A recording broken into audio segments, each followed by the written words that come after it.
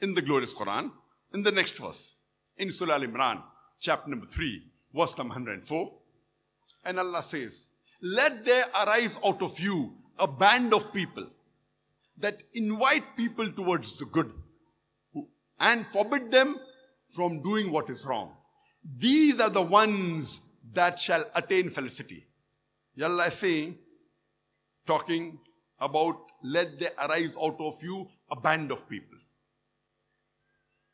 that enjoin people towards the good and forbid them from what they are doing wrong. These are the ones that shall attain felicity, means they shall attain a higher state in Jannah. How we are full-time doctors, full-time lawyers, full-time businessmen. Here Allah subhanahu wa ta'ala is talking about full-time du'ats, full-time da'is. Let there arise out of the Muslim ummah a band of da'is that enjoin people towards the good and forbid them from doing wrong. These are the ones that shall attain felicity.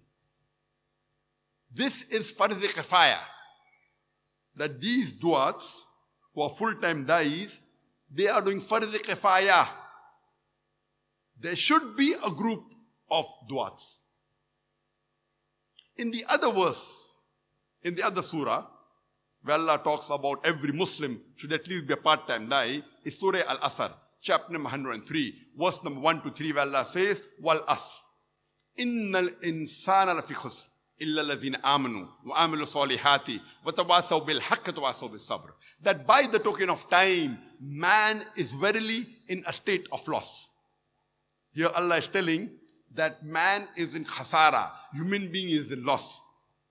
For any human being to attain Jannah, there are minimum 4 requirements.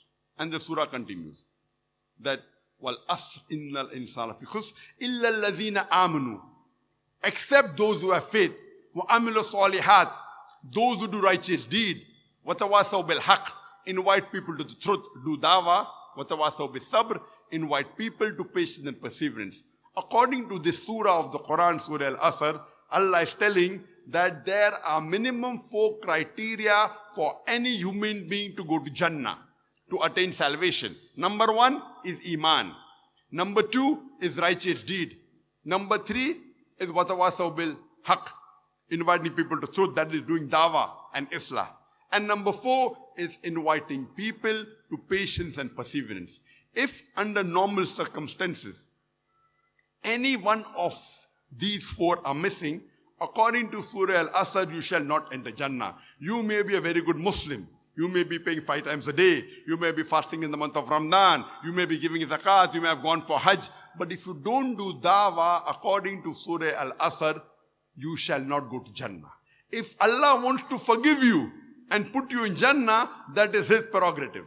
As Allah says in Surah Nisa chapter 4 verse 48 and Surah Nisa chapter 4 verse 116, if Allah pleases, He may forgive any sin, but the sin of shirk He'll not forgive. So if Allah wants to forgive you and put you in Jannah, that is His prerogative. But according to Surah Al-Asr, if you don't do dawah, you shall not enter Jannah. Only dawah is also not sufficient. All 4 are equally important. Iman, righteous deed, dawah, and exhorting people to patience and perseverance. These are the minimum 4 criteria required for entering Jannah. And according to Imam Shafi,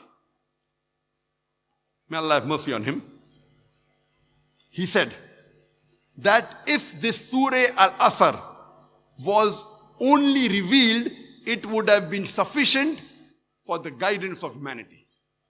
Imagine, this surah is so powerful that Imam Shafi, may Allah have mercy on him, said, Rahimullah, that if this surah alone would have revealed, it would have been sufficient for the guidance of humanity. So it is a fard, it's a fard ain, compulsory, that every Muslim should at least be a part-time da'i. But the verse of the Quran in Surah Imran chapter 3 verse 104 is talking about a group of people who are full-time da'is. Here Allah says, it's talking about fard kifaya. There should be a group of people.